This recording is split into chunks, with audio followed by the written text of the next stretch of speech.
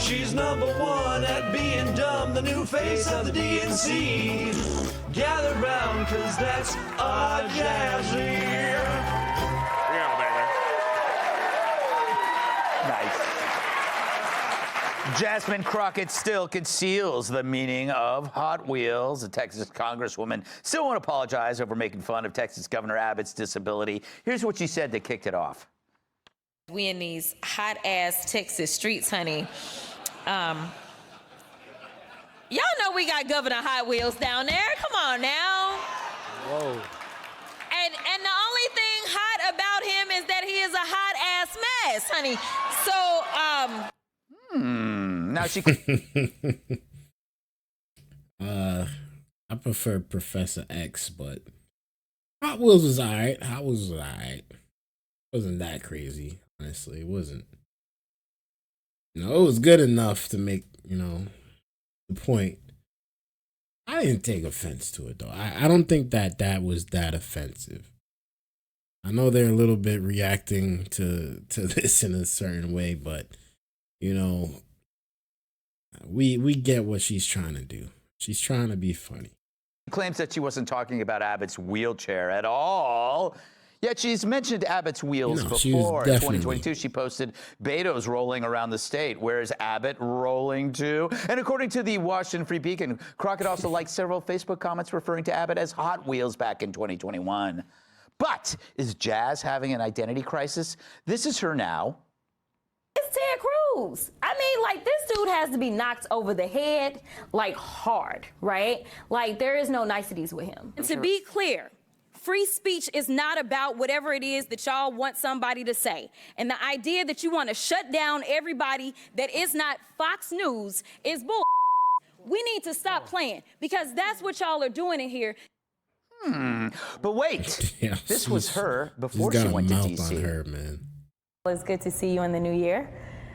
You know, no one could have told me that when I went down to Austin, now looks like a little bit over a year ago, that I would be running for Congress. It's just not what my plan was. But what I've always decided is that I would step up when there was a need. Tyrus!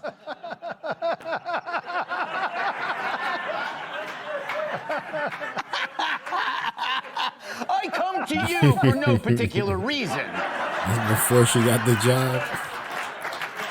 Can you please explain to me what happened to that young, smart, I'll take it from there, Governor. I'm going to explain to you what happened. Okay. Same thing that happened on this show. Yes. She got the job. That was the get the job voice. Remember when I first met you? Good evening, Gutfellow. It's Yes. nice to meet you. It's a real pleasure to be here. Oh, cool. Once I got the job, what it is, let's crack jokes. That's all it is. That's all it is. You know, it's just you gotta to get the job. You know, you gotta leave the Negro at home and do the what it is afternoon, and then once you get in, you can say whatever you want to say. Listen, everyone talks different with their crew and their people. That's Everyone a has fact. a different way of talking when they're with other people or whatever. She's too comfortable, and she thinks she's clever when she does that. But here's the cold part: somebody's writing that for her. Yeah. That's why she had to remember and look back, because apparently Hot Wheels she thought was going to be someone thought it was a wonderful joke and it was going to do well. So she set it up, but she doesn't read good because she's like, and this, and then she said the Hot Wheels, and as soon as she said it, it didn't get the reaction that she thought it would. So then she paused again. So again, when you have people write, this is why when white people write black slang, weird happens. Yeah. And this is what happens. Well, like if I wanted to get ethnic on somebody, I wouldn't call Joe and be like, "Hey Joe, write me some hood." No offense, Tyrus, I get right to it. Gee Willikers, that's not the guy. I get what he's saying in a sense, though. He's really saying, when you get in your, in your inner circle and, you're with your close friends, your day ones, you definitely speak differently than you do when you at work. That's no doubt about it. Things are not the same. You got to be professional when you get to work. You got to be, you got to talk proper. You can't be throwing out cuss words here and there. You know, some people might have that authority. Some people may be that comfortable to throw out swears and talk however they want to talk on the work floor. But, you know, me, nah, I'm more professional. I'm more, you know, let's keep this professional when we at work.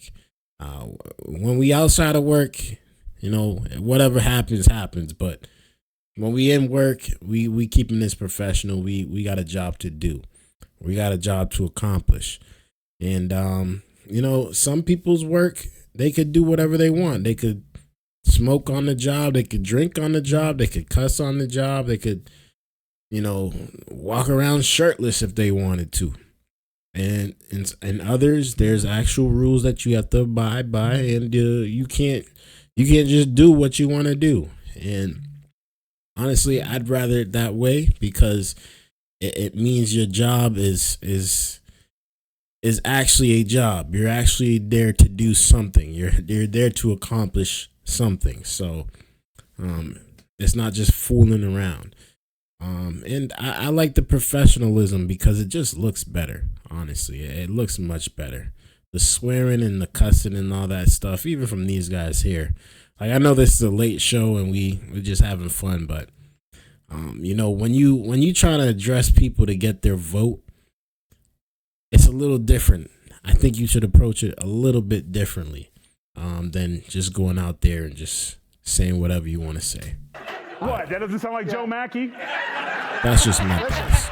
Let me know y'all thoughts down below in the comments. I can write you some hood. White people crazy. They pay taxes, you know, stuff like that. Right? All right. Crazy ass crackers going to the movies and not talking. See, here's showing up on time.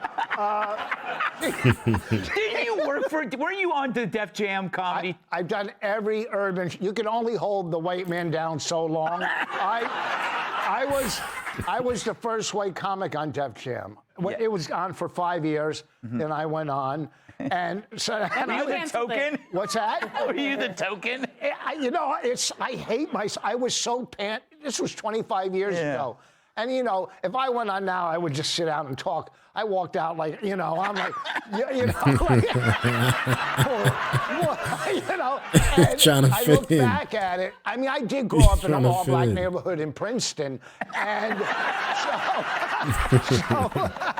no, in Plainfield. Yeah. I grew up in a black neighborhood. But I pandered when I was on the show. But I did all the urban shows, BET, the Apollo, all of them, you know. Hey, it is what it is, bro. It is what it is. Kennedy, how long is she going to keep this thing that she wasn't talking about, the wheelchair? Yeah. Come on, babe, you know you're full of and all that, Jasmine. I think what happened was AOC was like, you guys, I need to triangulate and be serious now because I'm going to be a senator. So someone has to be a talking attention whore. Who's it going to be? And Jasmine raised her hand and goes, excuse me, Congresswoman Cortez, I speak jive. What it is, Mama. My mama didn't raise no dummy. Oh, Brooke, could she be the new face of the Democrat Party? Unfortunately, she is. It's so sad that this is what plays. And at what point does jive, so to speak, really become irresponsible incitement to violence? You know, why? Before she continues, one quick thing. I did a video not too long ago about Jasmine Crockett, and the comments in the video that I did about her was wild. I mean, they called me out of my name. They said this and that about me. One person said, I hope you don't get lynched. Like, it was crazy. It was crazy, bro. They called me a sellout. It was like, yo, this is black on black violence. I'm like, do I look like I'm in Chicago, bro? Do I look like I'm from the streets? I'm just giving my opinion on Jasmine Crockett, bro. That's it. If you can't handle it, bro, then just hit the dislike button. Seriously. Like, we don't need your thoughts, bro. We don't need your comments.